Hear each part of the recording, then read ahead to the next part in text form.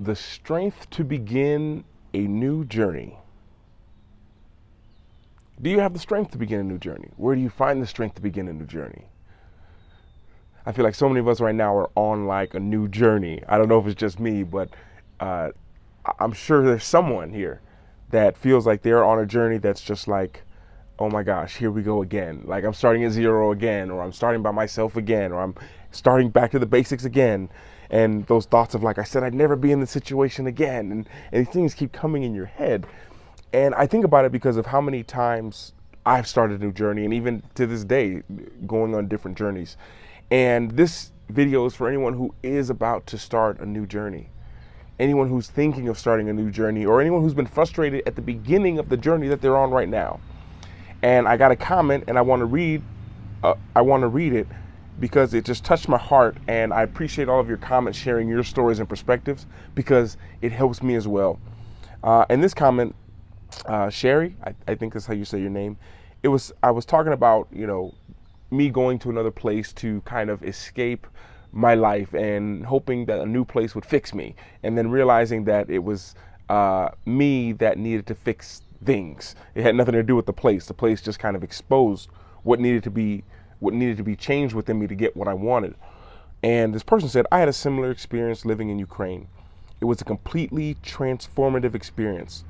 They've left for reasons known, and now trying to find the strength to begin a new journey. Thanks for the powerful words. The strength to begin a new journey. First thing I have to say is anyone who's going on a journey, you're already ahead of so many other people just for the simple fact of you starting a new journey. Yeah, think about that. So most people, can't tell if these are my polarized glasses or not. I don't think so. So most people are not starting new journeys willingly. That key word, willingly. I like to call him my internet father. He's one of like four. Jordan Peterson, he said something along the lines of, the meaning of our life is correlated to, or the deep sense of purpose and meaning in our life is correlated to the amount of responsibility that we willingly take on. Not that are thrown upon you, because a lot of us have things that just happen, and that stress causes us to change into a better person, a different person. But the ones we willingly do, I'm willingly going to take on this challenge. I'm willingly going to go to this new country, this new place. I'm willingly going to leave this person who I know I shouldn't be with. Like those things that we do willingly. So willingly starting into a new journey. And there's power to that because you're doing it. You're taking yourself from a place that's comfortable, okay, and putting yourself in a new area or having the courage to go. So, Sherry, I think your name is Sherry, who is leaving a place that changed their life. You know how much courage it takes to leave a place that changed your life because you feel like you owe it to them. So Poland, it's always hard for me to leave Poland because if you guys don't know, I love Poland. It's still my favorite country out of all the places that I've been to. And it's hard every time leaving there. But I know that going there does something to my spirit, my soul. It lifts me up. And once I'm up, I feel like now is time to go.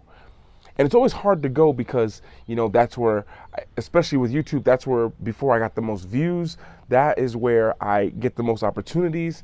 That's where I have the potential shown on paper to make the most money. And to just leave there to go after something that I feel is new and something that my heart is pulling me to, it takes courage. So if you're starting a new journey, I want to just commend you for just having the courage to take a new journey, to decide to take a new journey. With that, if I could give you just a little piece of something that might help you, it helps me. I would say it helped me, but it still does to this day. It's just a few questions to think about. So this new journey you're on, the question I say is, well, you're on this new journey. What's something you learned from the last journey you're on that will be very vital to this journey? Like what's something that in your last journey, it took a long time to figure out, a lot of pain, maybe crying, stress, possibly money, but you figured it out. And what is that you can take out and now use into your next this journey that you're on right now. And it could be something simple as I just learned to put myself first. I've learned to not tolerate anything that's below my standard. I've learned to raise my standard. What's a little piece, a little golden nugget that took you a long time to discover, that when you discover it, you're like, oh, that's obvious. And now you're taking it into the next one. What is that? What is that? Because that kind of helps you. Because I think so many people, including myself, it's like I'm on a new journey, I'm starting at zero. That seems to be like the thing that people think. I'm starting at zero. But it's like, no, you're not. If you're starting at zero, you'd be a baby walking and you would have no idea what it's like, for example, to be in a relationship with another human being. So to say that I'm going from one relationship to another, or one country to another, or one job to another, or one family to another, whatever it is, it's like you're not. You're starting at the point of where your last experiences have led you. Now, how you choose to deal with those experiences is on you. You know, one of the people who are like family to me here, they have a 1.5-year-old, and she's starting to walk. And, you know, we go and see her, like when we're here in Oaxaca and in the city, we go and see her a couple times a week maybe. Well, there's a big family, so we see the whole family.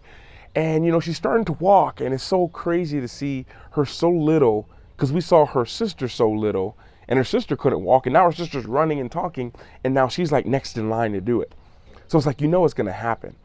She might not think she's ever going to walk, but it's going to happen. And as she walks, she's able to like stand. You know, like 3 weeks ago, she's able to stand. Then like 2 weeks ago, she's able to like walk from one person to the other one and grab on. And then we saw her about 4 or 5 days ago, and she's able to really balance and hold something in her hand while she's like looking at it, and then take 1, 2, 3, 4 steps and then just come to you. And we were there just 2 days ago, and she didn't want to walk anymore. Like we got there and we're like, let's see how much progress she's made, and she just didn't want to walk that day. And I think of myself, how many days do I have that even now? Like, I just don't want to walk today. I don't want to do anything today. Like, I need a pause. And she's like standing there, and she's like, I take her and I'm holding her and I put her out like to make her so she has to like walk back to me, and she just shakes her head like this and walks back to me and like lays on me like this. And we're trying to think like, why, like what's going on? Like, she should be able to walk a lot more now. She's standing up a lot more, so her legs should be strong.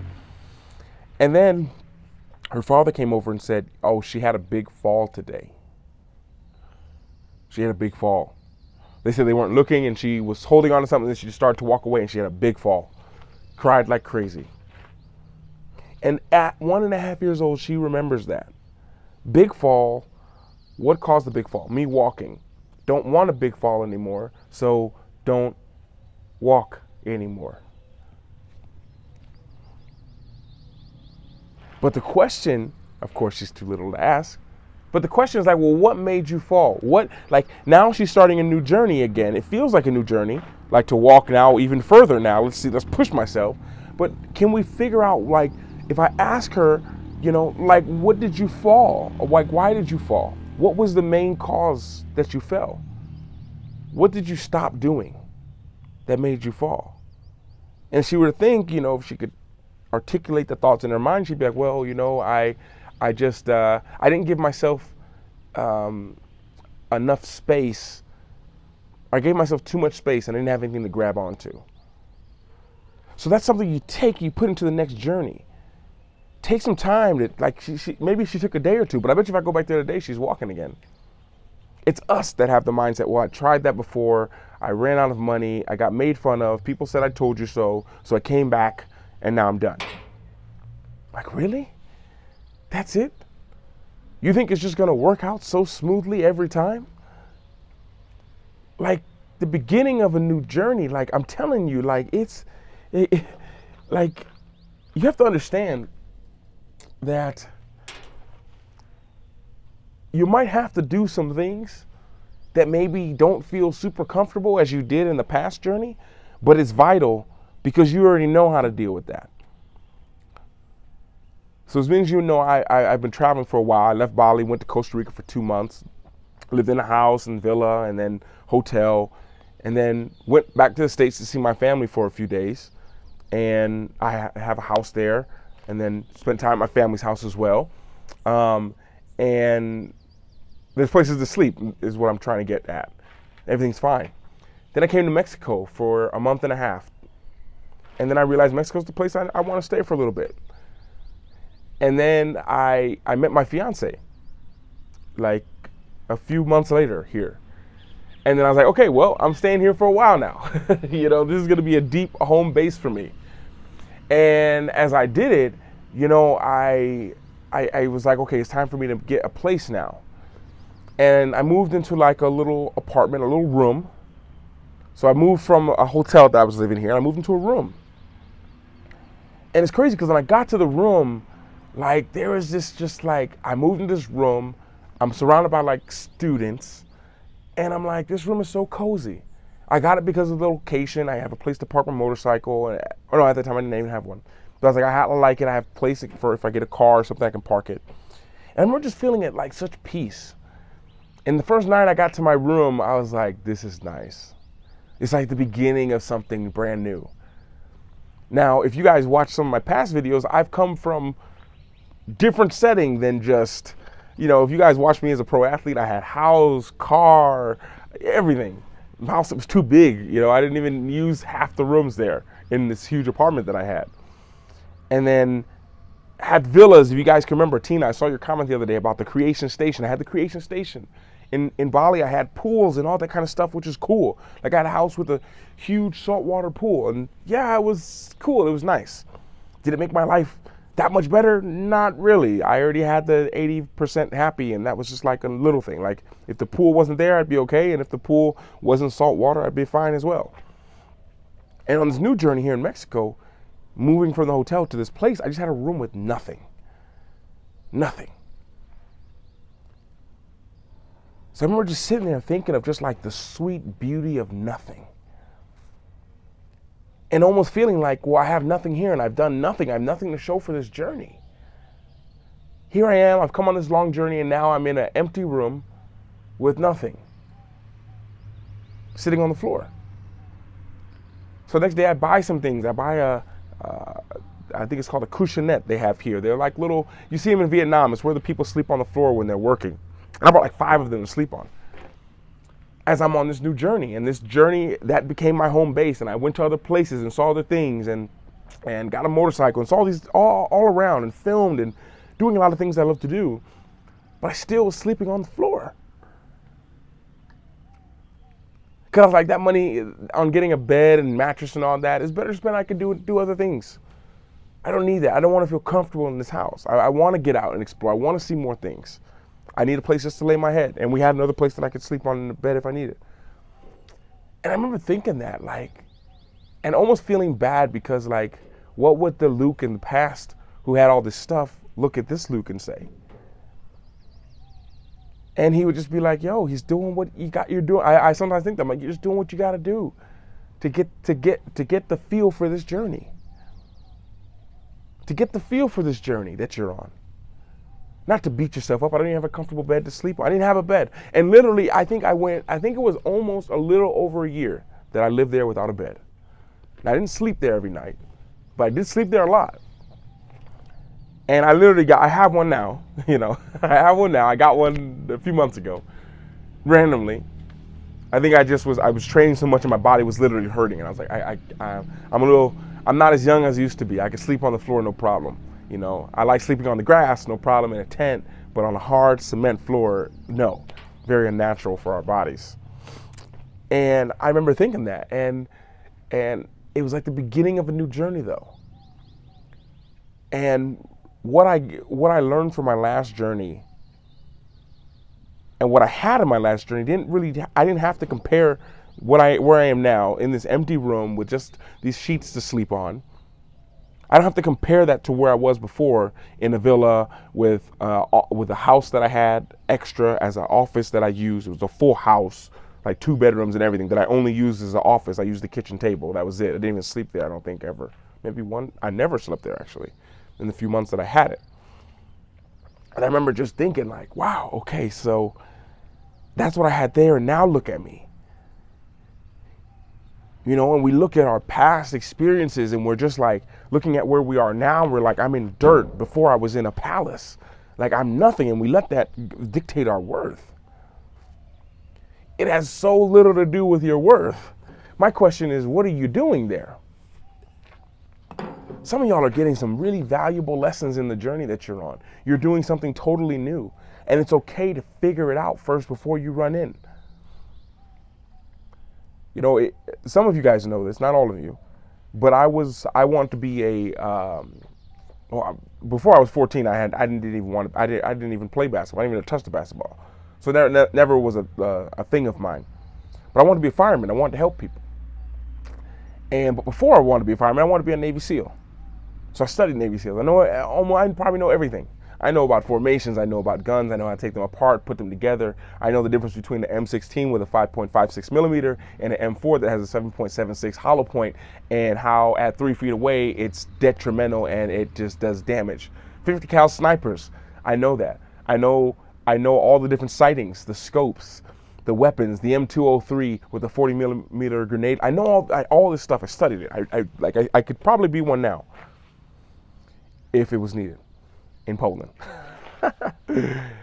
But the one thing that I realized, one of the formations that the Navy SEALs do is, and I've probably told this before, is let's say the Navy SEALs are about to infiltrate this university that I'm at right now.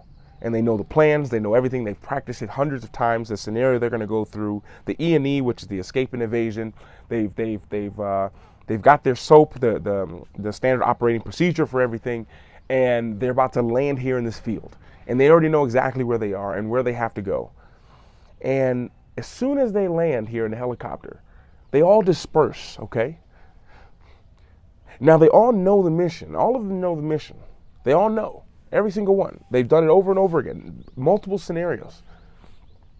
But what they're doing, especially if it's a big mission, is when that plane, when the helicopter drops them off and that takes off, especially if they're behind enemy lines, more so when they're behind enemy lines, is they sit down and they just wait. There's one book is my favorite book if you want a good book to read. It's called Bravo 20, and they're going behind enemy lines. And as soon as the helicopter dropped them off in the middle of the night, the first thing they did all was drop to their knees, get very quiet, and they waited. 30 minutes. 30 minutes. They did not move. Now, why would they not move? This is Navy SEALs. They know exactly what to do. They know the terrain. They know where the people are. They know which house has what. They have a mission to accomplish. There's a time mission. They have to be back there in exactly 28 hours. Not any more, not any less. Why did they wait? They waited because they needed to get their bearings, to make sure everyone was okay, to make sure they had all their equipment, to make sure that they weren't followed, to make sure that the helicopter, as it's taking off and going that way, they don't want to run this way and the helicopter shot down, which means they've been compromised. So what do I say that for? Some of you on this new journey, what you need, I know you know a lot. I know you want to go out and explore. You want to go and see this. You want to build this, what you have now, to look similar to everything you loved about the last one, which you can do in time. What some of you need to do is just get on a knee. Maybe 20 minutes, 30 minutes. How do you feel? Are you hurt? Are you still hurt from the last mission? Is the thing from the last one bothering you now? Because in the moment we don't know. In the moment we don't really know what's going on sometimes. We can be really hurt, but our instinct, especially some of you guys who are overachievers who just want to get it done, who are just like, let's go. Some of you, even more so, are sometimes hurt or exhausted or tired. And you just don't realize it. Because the moment has taken precedence over how you're feeling.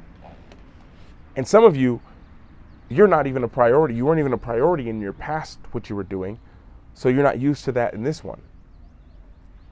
And I say all that because some of you guys do just need to check on yourself. One thing that the Navy SEALs do, especially after any kind of firefight, any kind of engagement with the enemy, they don't check themselves to see if they're injured. And that's it, let's go. So as soon as they're done in their battle, I wouldn't just check myself make sure I'm okay. That's only half of it. They actually have to check each other. Because if you listen to a lot of accounts of people who have been in battle, then you'll realize that a lot of them were hit and they didn't even know it. They didn't even know it. Because the adrenaline, the newness, the everything is just like, you know, especially in that scenario where you're like, I'm not first, I gotta make, it's all about the person beside me. That's what matters. That's all that matters. It's one thing I love about the mentality. It's not about me, it's about the person beside me. And that's it. I have to do my job so that this person makes it home to their family. And I trust them that they do the same for me. They check each other to make sure they're not hurt. Because we can often overlook things that seem very simple. Like, you don't feel, bro, you're bleeding in your back. You see that in movies, and they didn't even know. They didn't even realize it. The main character, end of the movie, they did everything. And you look, and the character, boom, was shot, and he didn't even know. So what do I say all this for? Because this new journey you're on right now is going to have its ups and downs. Just like the last one. Sometimes we just did the last one for so long where you're like, well, no, it was 20 years. 20 years was perfect. Yeah, but how was that first 3?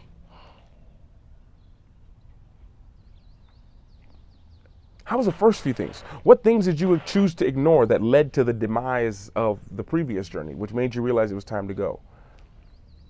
So there's things you can say, ways you can look at that. But for the new journey, I congratulate you. I'm proud of you for just having the courage to start the new journey and taking the action on the new journey. It's crazy how many people that I talk to, that I meet with, that I work with, who are just terrified of the new. If the new doesn't, like, if the new thing that they're going to do isn't the same, like where they can grab it with the same hand because they understand everything, they don't do it. It has to be connected for them to do it. And some of you guys are pivoting completely the other way. Some of you are a cook who's been in the back kitchen for the last 18 years, and now all of a sudden you want to drop everything and travel around South America tasting food. You don't even speak Spanish. You've never even left the country. You don't even have a passport. You don't even know anyone from there, and you've never met anyone from there, but yet your heart's pulling you to do that. And yes, it's scary.